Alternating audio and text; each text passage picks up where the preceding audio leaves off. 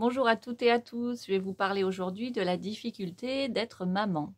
Alors non pas de mon point de vue personnel, mais du point de vue de moi en tant que professionnelle de la petite enfance que j'ai été, mais aussi aujourd'hui de la constellatrice que je suis, donc je vais m'intéresser à un point de vue transgénérationnel. Alors pour certaines femmes, depuis leur plus tendre enfance, depuis leur plus jeune âge, elles savent qu'elles veulent être mères. C'est vraiment quelque chose qui les porte, c'est au centre de leur vie. Et plus tard, donc, elles vont donner naissance à un enfant. Et souvent, ça va bien, relativement bien se passer. Parce que ça va être vraiment une évidence. Et du coup, ça aide quand même pas mal, surtout quand on a un enfant jeune, à ce que tout se passe bien. Après, parfois, ça peut être plus compliqué. On ne sait pas si on en veut ou pas. Parce que, on a envie peut-être dans sa vie de s'épanouir à d'autres plans. On sait qu'en étant maman, on va mettre, en tout cas pendant une période de sa vie, on va un peu quand même se mettre entre parenthèses. Donc, on peut choisir de passer sa vie, ou en tout cas un temps de sa vie, à voyager, à développer son activité professionnelle ou à être dans la création d'une œuvre artistique, à vraiment donner un sens à sa vie à travers la spiritualité, etc. En fait, avoir d'autres dessins que être maman. Et du coup, on ne sait pas trop si on veut être maman ou pas. Parfois, c'est parce qu'aussi on n'est pas accompagné de la bonne personne ou tout simplement d'une personne. Donc, ça peut être plus compliqué. Donc en tout cas, je ne vais pas parler des personnes pour qui c'est facile ou en tout cas c'est relativement fluide, tout en sachant que être parent c'est très compliqué. Même si de l'extérieur on a l'impression qu'il y en a en effet qui s'en sortent mieux que d'autres, il y en a qui ont plusieurs enfants et qui ont l'air de super bien gérer alors que nous on en a qu'un et on est complètement débordés. Donc ça, ce qu'il faut savoir, c'est qu'évidemment, il y en a pour qui c'est plus simple, mais c'est quand même compliqué et ça demande beaucoup d'énergie d'avoir un enfant. Ça dépend de l'environnement que l'on a, ça dépend de sa nature aussi. Si on est quelqu'un de nature si on a beaucoup d'énergie, si on est beaucoup dans la joie, si on est très entouré, évidemment, ça va être plus facile que si déjà on a un fond un peu mélancolique. Si pour nous la vie c'est difficile, on est souvent fatigué, etc., etc. Donc on part pas tous du même. On n'est pas tous au même niveau, on va dire, d'énergie et, de volonté et de priorité dans la vie aussi. Donc je ne vais pas développer ceux pour qui c'est facile ou à peu près facile, même s'il faut se méfier de ce qui nous semble facile chez l'autre. Donc je vais plutôt m'intéresser aux femmes qui savent pas trop si elles en veulent ou il y en a qui savent qu'ils n'en veulent pas depuis leur plus jeune âge et qui vont tenir bon jusqu'au bout. Ça peut changer aussi, ça peut évoluer. Et puis il y en a qui savent pas et puis là je passe et puis à un moment, soit elles rencontrent la bonne personne ou une personne qui va leur donner envie d'en faire ou elles rencontrent quelqu'un et puis de toute façon elles vont en faire un, soit elles vont choisir de ne pas avoir d'enfants ou bien elles ne vont pas en avoir parce que les années vont passer et la vie va faire qu'elles n'ont pas trouvé la personne si c'était leur choix. Avoir un enfant, si elles trouvaient vraiment quelqu'un avec qui elles étaient bien, la vie fait qu'elles ne vont pas en avoir à cause de ça. Donc si on n'en a pas, on a 45 ans passés, qu'on n'en a pas et que c'est ok, là il n'y a aucun souci. Par contre, voilà, si on se retrouve sans enfant et que c'est pas du tout ok, on en voulait et qu'on a vraiment, voilà, il y a vraiment un deuil à faire, hein, un deuil de la mère à faire. Et puis, soit on arrive à un âge avancé, donc on en a, soit on n'en a pas. Ce qu'il faut savoir, c'est qu'on peut être femme et se sentir femme à 100% sans être mère. C'est vraiment différent, la mère de la femme. Il y en a qui associent les deux parce qu'elles se voient pas femme sans être mère. Pour elles, il n'y a même pas la femme, c'est la mère. La femme, le féminin, c'est la mère. Alors bien sûr, c'est un archétype. Et je vais même vous dire, on peut se sentir mère, et c'est mon cas, sans avoir d'enfant. On peut se sentir maternelle, on peut sentir qu'on peut vraiment faire de la place, ouvrir son cœur, on peut sentir qu'on a la bienveillance nécessaire, beaucoup d'amour. Donc on peut se sentir maternelle sans avoir d'enfant et avoir des enfants sans se sentir maternelle et se sentir complètement larguée, dépossédée. Et pourtant, on a fait des enfants. Donc voilà, tout ça, c'est vraiment très, très différent. Donc, alors en fait, je vais vous parler du transgénérationnel, puisque c'est vraiment quelque chose qui me passionne. Donc, il faut savoir que pendant très très longtemps, les femmes, elles ont subi leur sexualité. On ne leur demandait pas leur avis et la sexualité avait des visées reproductives. Et donc, elles subissaient aussi les grossesses et bien souvent, elles ne savaient pas ce qui se passait dans leur corps. Elles sentaient qu'il y avait des changements, on leur disait pas forcément ce que c'était. Et un jour, ça sortait. Ça sortait plus ou moins bien d'ailleurs, hein, il n'y avait aucune préparation. Donc, il y a eu beaucoup de traumas dans les corps, dans les bassins, dans les cœurs par rapport aux grossesses. Il y a eu beaucoup d'enfants qui sont morts prématurément. Alors, soit des enfants qui étaient viables, mais qui sont sortis et il n'y avait pas du tout la médecine d'aujourd'hui, donc qui sont morts à 7-8 mois. Il y a eu des fausses couches. Il y a eu un peu plus tard des avortements aussi, clandestins. Mais il y a eu beaucoup de dégâts. Il y a eu des femmes mortes en couche. Et donc, toutes ces choses-là, on va les retrouver dans notre généalogie. Donc, ce n'est pas forcément marqué, hein, quand il y a eu des fausses couches ou des avortements, évidemment, ça n'apparaît pas. Donc, c'est difficile d'aller les retrouver. Par contre, on peut les retrouver. Moi, ça m'est arrivé sans les chercher d'ailleurs, lors de trans, par exemple, chamaniques, parce qu'on peut être celle qui porte ces mémoires-là. Moi, je peux m'y connecter facilement. Et lors de constellations familiales, moi je me suis connectée aussi, mais parce que j'avais ce désir-là, hein, ce désir d'aller retrouver, de sentir qu'il y avait beaucoup de blessures, beaucoup de choses salies dans ce corps de femme. Donc il faut au départ, pour que ça arrive, hein, normalement, avoir une volonté. Donc ça ne va pas vous arriver si vous n'avez pas du tout le souhait d'aller chercher là-dedans, hein, de mettre de la lumière là-dessus. Mais il y a un moment dans sa vie, on peut sentir que soit c'est ok, on n'a pas d'enfant et tout va bien, soit c'est ok, on a un enfant, c'est difficile, mais on n'a pas envie d'aller chercher plus loin, soit on a envie de mettre de la lumière, on ne comprend pas, hein, pourquoi on galère. Alors des fois, ça s'explique tout simplement parce qu'on a une relation avec notre mère qui est dysfonctionnelle, que la naissance, notre propre naissance, s'est mal passée, que ça a été difficile. Et du coup, quand l'enfant apparaît, on revit ça. L'enfant que l'on voit, il va nous renvoyer cette image de miroir. Par exemple, on va se sentir, on a envie d'être une bonne mère et en même temps, on est rattrapé par ce que notre propre mère a vécu. Donc, on peut sentir à la fois, on a l'envie de bien faire et on est rattrapé. Des fois, quand on est énormément fatigué, des fois, il y a les hormones, tout ça, on est rattrapé par des choses pas très nettes. Donc ça peut être un peu limite, hein. Mais il y a de nombreuses femmes qui ressentent ça. Alors on n'en parle pas parce qu'on se sent, on est retourné, on n'aime pas comment on est, on n'aime pas ce que l'on ressent. Ça vient nous chercher dans nos profondeurs, dans notre capacité à être une bonne mère. Mais ça vient pas de nous, ça vient vraiment, voilà, on revit vraiment des choses de notre propre mère. Lors de notre naissance, mais aussi de notre mère lors de sa propre naissance et des femmes bien avant.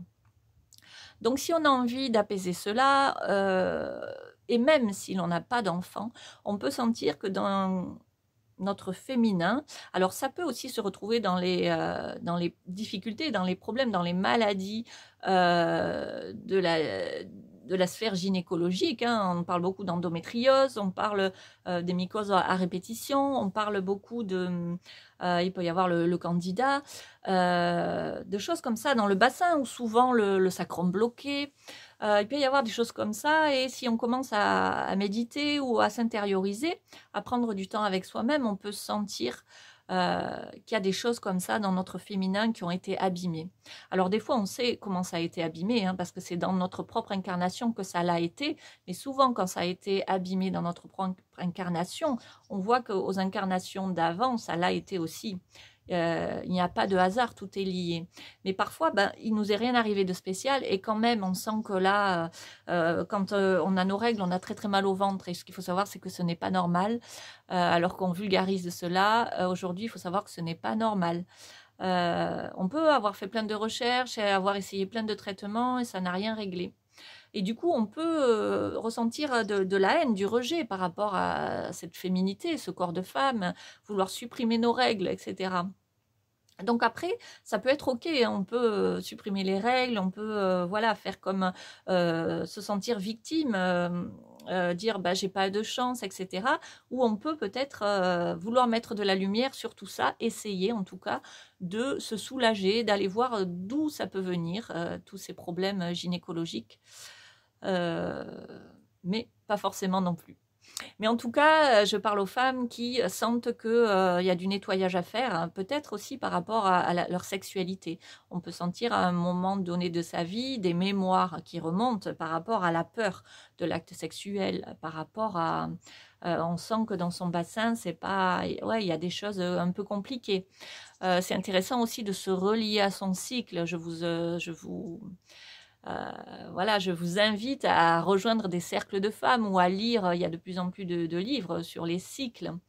Donc, de se relier à son cycle, à la lune, à la nature, et vraiment de remettre de l'harmonie sur ce qui peut être vraiment nous faire expérimenter du rejet par rapport à ce corps de femme, à ces menstrues qui font mal tous les mois, à cette humeur-là qui est parfois est très difficile avec le syndrome prémenstruel, etc. Revenir, voilà, alors allez voir et en tout cas en faire quelque chose, hein, parce qu'on peut aller voir dans les générations d'avant, mais aller voir ne suffit pas. Et surtout, on ne va pas retrouver dans les arbres généalogiques, on ne va pas retrouver trace de tous ces enfants qui ont été avortés, de toutes ces fausses couches, puisqu'à l'époque, on faisait une croix dessus, hein, on n'en parlait surtout pas. C'était banalisé, mais en même temps, ça a été très, très traumatique dans les corps. Peut-être qu'au niveau du mental, on ne se posait même pas la question, on ne voulait même pas que ça existe, mais il y a plein de générations de femmes qui ont porté ça, toute cette souffrance-là, et parfois, c'est venu dans notre propre corps. Voilà, les gènes sont là, les gènes traumatiques de l'accouchement, la peur de l'accouchement. Si vous avez une peur inexpliquée de l'accouchement ou des choses comme ça, vous pouvez aller chercher dans les générations d'avant ce qui s'est passé. Si ça vous appelle, hein, si vous avez envie de nettoyer, de mettre plus de paix, ça peut être très intéressant. Et sinon, vous pouvez aussi vous foutre la paix, mais voilà, ça peut être très intéressant si vous sentez dans votre corps hein, que vous avez besoin de mettre de la paix, de l'harmonie, de vous réconcilier avec votre féminin. Donc voilà, souffrance de perte d'enfants, souffrance traumatique des accouchements où voilà, les enfants étaient coincés, des accouchements qui duraient des heures et des heures sans péridurale, sans aide, sans soutien. Des déchirures, après des problèmes par rapport à la sexualité, avec quand même une sexualité imposée. Il y a vraiment du trauma dans le bassin et que l'on peut retrouver chez nous sans comprendre pourquoi, hein, sans comprendre pourquoi. Une peur qui peut venir d'un jour à l'autre lors d'un rapport sexuel, nous chercher. Donc, ça peut être important de venir mettre de la lumière et de venir mettre de l'amour sur tous ces êtres qui ont été enterrés, mis de côté, sans être reconnus. Toutes ces femmes qui portent tous ces traumas dans leur corps et qui nous les ont transmis. Remettre aussi de la joie dans ce corps, de la fluidité, pour permettre à tous peut-être ces problèmes gynécologiques, ces problèmes de santé. Il peut y avoir aussi des cancers du sein, il peut y avoir des problèmes hormonaux autres, des problèmes, voilà, ça peut être santé. Écoutez-vous, hein, si vous commencez à prendre du temps pour vous, à intégrer des cercles de femmes, ou tout simplement à lire, à vous informer sur comment on peut célébrer le féminin, comment on peut remettre de l'intérêt à son féminin et au lieu de, par exemple, supprimer ses règles, et ça peut être ok, hein, supprimer ses règles, prendre des hormones, parce que des fois on en arrive à vraiment plus supporter, c'est trop difficile, on souffre trop.